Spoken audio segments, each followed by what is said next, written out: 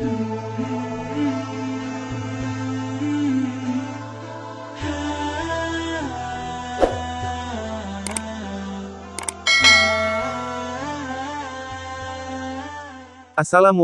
warahmatullahi wabarakatuh, kembali lagi di channel Diri Pendosa. Mari kita dengarkan sama-sama tentang kisah syahidnya Sayyidina Anas bin Nadar radhiyallahu anhu.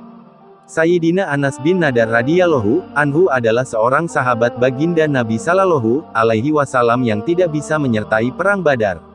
Ia sangat menyesal dan sering mencela dirinya sendiri, ini peperangan besar pertama dalam sejarah Islam, dan kamu tidak bisa ikut. Keinginan dia adalah jika ada peperangan lagi, aku akan berkorban habis-habisan sebagai tebusannya. Ternyata kesempatan itu datang pada perang Uhud.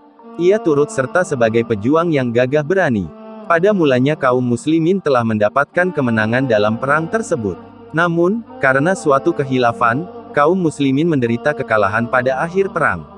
Khilafan itu bermula dari beberapa orang sahabat radhiyallahu anhum yang ditugaskan oleh baginda Nabi Sallallahu alaihi wasallam untuk berjaga di suatu tempat yang khusus.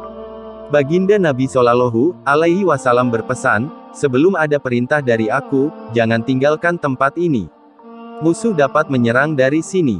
Ketika permulaan perang, kaum muslim memperoleh kemenangan. Melihat orang-orang kafir melarikan diri, para sahabat radhiyallahu anhum yang ditugaskan menjaga tempat itu, meninggalkan tempatnya. Mereka beranggapan bahwa peperangan telah selesai, sehingga orang-orang kafir harus dikejar dan harta rampasan dapat dikumpulkan.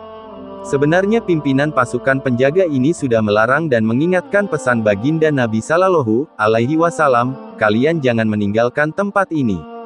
Akan tetapi, mereka menduga perintah baginda Nabi Sallallahu alaihi wasallam itu hanya berlaku ketika perang berlangsung. Oleh karena itu, mereka pun turun dari sana. Saat itulah pasukan kafir yang sedang melarikan diri melihat tempat itu telah kosong, mereka segera kembali dan menyerang kaum muslimin dari arah sana. Hal ini sama sekali tidak diduga oleh kaum muslimin, sehingga mereka terdesak karena serangan tiba-tiba itu dan terjepit di antara dua kepungan orang-orang kafir. Karena itulah mereka berhamburan ke sana kemari dalam keadaan panik. Sayyidina Anas bin Nadar radhiyallahu anhu melihat Sayyidina Sa'ad bin Mu'adz radhiyallahu anhu datang dari arah depan. Sayyidina Anas radhiyallahu anhu berkata, "Hai Sa'ad, mau kemana engkau?" "Demi Allah, aku mencium harum surga datang dari arah Uhud." Setelah berkata demikian, ia mengacungkan pedang di tangannya dan merangsek ke tengah kaum kafir, dengan bertekad tidak akan kembali sebelum syahid. Selepas kesyahidannya, tubuhnya diperiksa sudah rusak, terdapat lebih 80 luka akibat tebasan pedang dan panah di tubuhnya. Hanya saudara wanitanya yang dapat mengenalinya melalui jari-jari tangannya.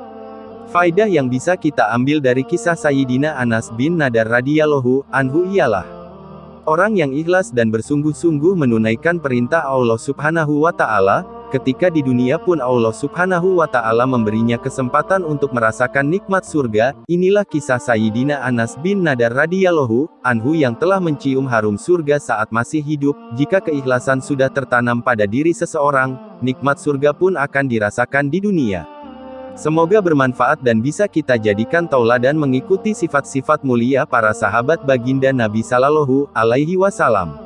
Subhanakallahumma wa bihamdika, asyhadu alla ilaha illa anta, astaghfiruka wa atubu ilaik. Assalamualaikum warahmatullahi wabarakatuh.